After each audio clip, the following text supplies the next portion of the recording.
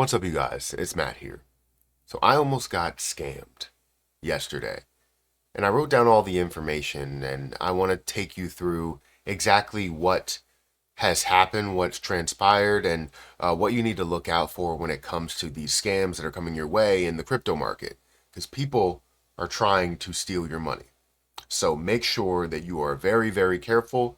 You, change passwords whenever you need to change passwords, but also be very cautious of what people are asking you for because they'll seem very legit. However, they will find ways to get you to click on an email, to click on a text message, to do everything in their power to get your information from your systems, wherever your systems are. So make sure you are cautious. I'm going to take you through exactly what happened in this video. But before we get started, hit the like button, hit the subscribe button, hit that notification bell for more of these videos.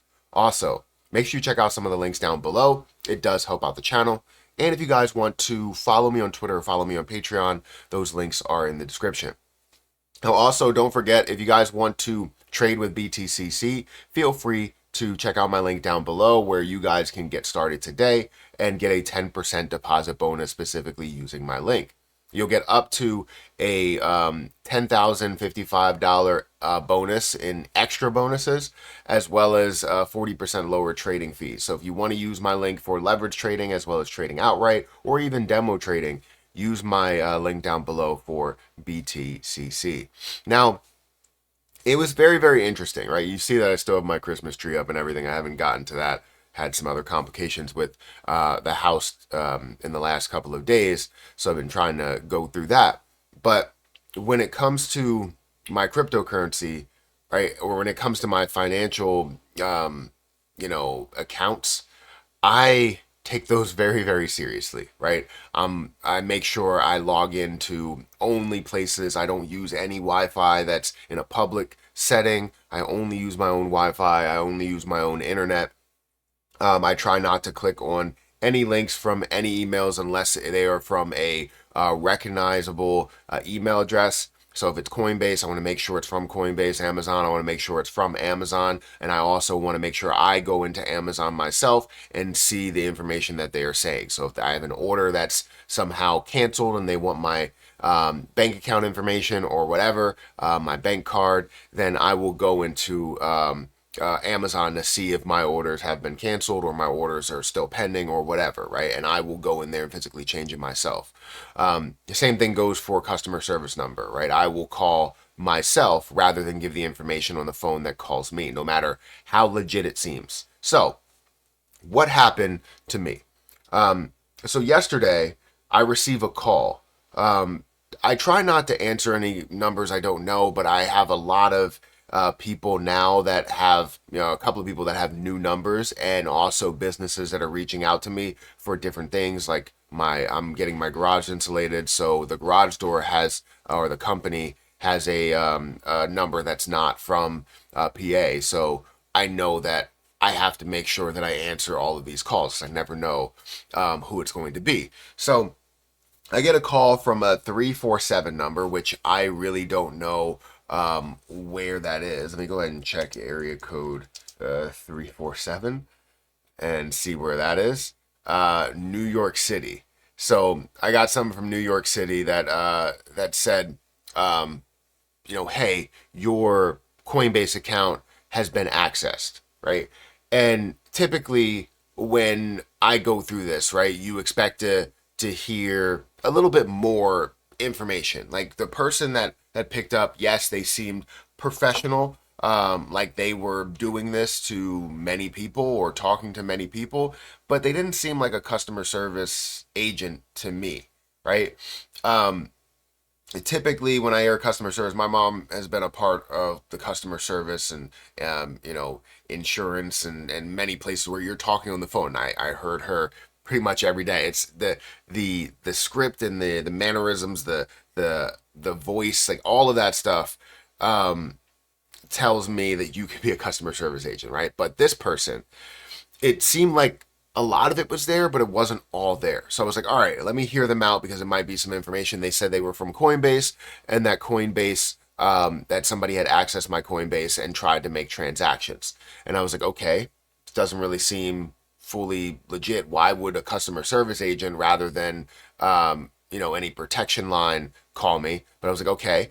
I've never gotten a call from Coinbase before, and I've had situations like this happen.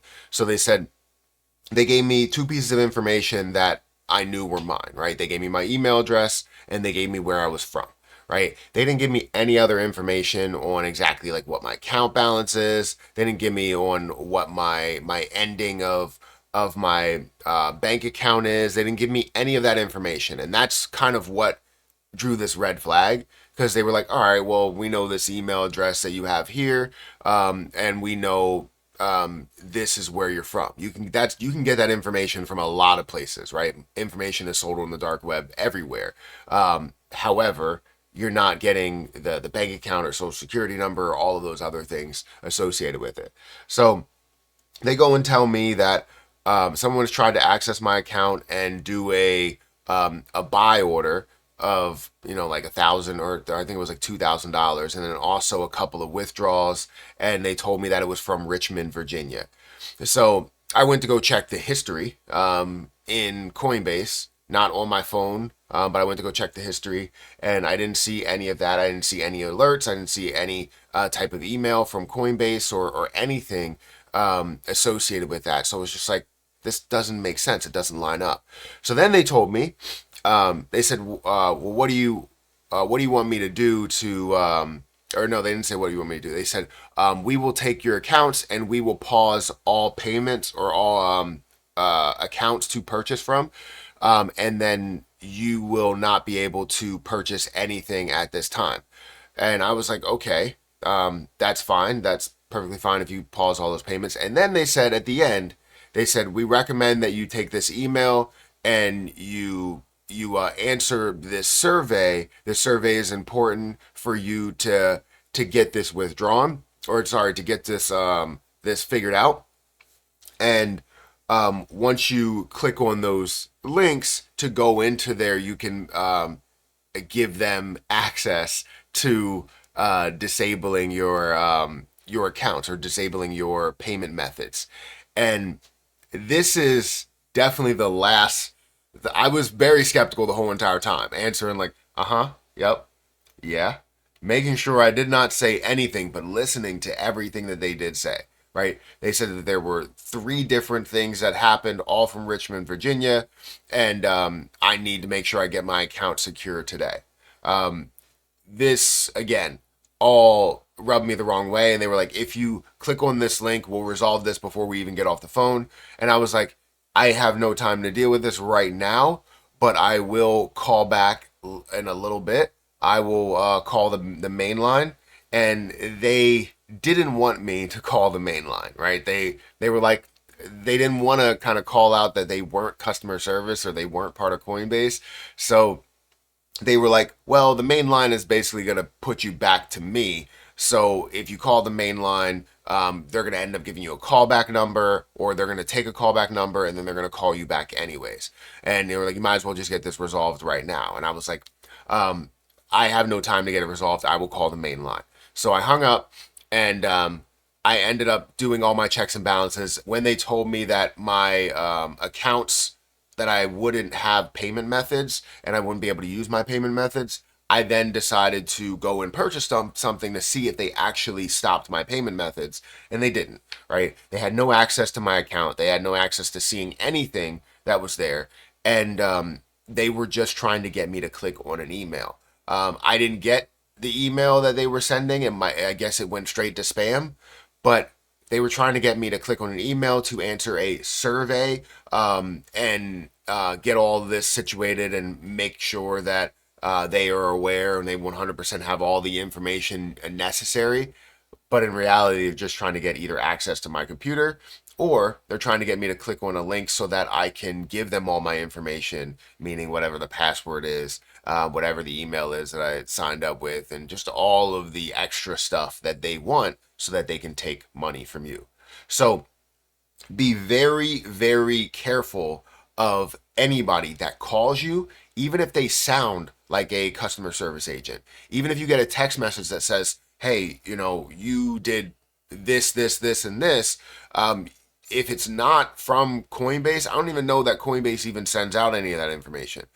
I don't think you should entertain it, and I think you guys need to call yourself, right? You need to have that number to make sure it is the right number, not a scam number, and make sure you know that most of these, if you are getting these numbers, are going to come from a 1-800 number, not from an area code 347 or an area code 251, whatever it is, right? It's not going to do that. It's going to come from a 1-800 number. It's going to come from Coinbase's main line, and you'll be able to recognize it as well. It's not going to be anything. I don't entertain it, even if it is a 1-800 number. I make sure that I'm the one that's doing the calling. There's been plenty of times where a company has reached out to me and they said, yeah, look, we have all the information. We can tell you all of your information. We just want you to provide even just simple the last four of your social. And I was like, I would rather just call back. I would rather call in. I understand, like you are the company and you have a way of proving that. But my best way of proving that I'm calling the right person or giving the information to the right person is me calling in to, your company, right? Making sure that I have the right number, calling into your company. I'm doing all my checks and balances, and I want to make sure that you're 100% legit. No offense to you, but I just want to make sure, right? That's the type of cautious behavior that you need to display during those times. You need to make sure you're secure of your own financial accounts. And anything could happen. People can get access to your accounts by simply clicking on a link or simply connecting to your internet or whatever, right? So just be careful. It happens to the best of us, and I've seen people get scammed, and I don't want you guys to get scammed either. Now, there is a very small chance that this could be, legitimate, right? But everything that displayed for me and everything that I looked up, everything that I saw with my accounts, it tells me that this was a scam. So I'm leaning towards 98% that this is a scam. And I almost got scammed because they were really, really trying to push me to open this email. And that's kind of the push is what made it seem, yeah, this is not legit. You don't need to push me to open an email. If they would have just told me, hey, we just recommend that you get this resolved as soon as possible if you need to call back and all that stuff. No, it was like, we're pushing to make sure that you give us that information. I don't know where they got it from, where they got my 2 bits of information that they did display to me, but it wasn't enough to tell me that you're legit. Guys, hit that like button, hit that subscribe button. Let me know what if you've gotten any type of calls or text messages or anything like that. But be safe in this world here today because it's full of scams. And I even almost got caught up on one. So guys, hit that like button, hit that subscribe button. Check out my link for BTCC down below. And I'll catch you guys in the next one. See ya.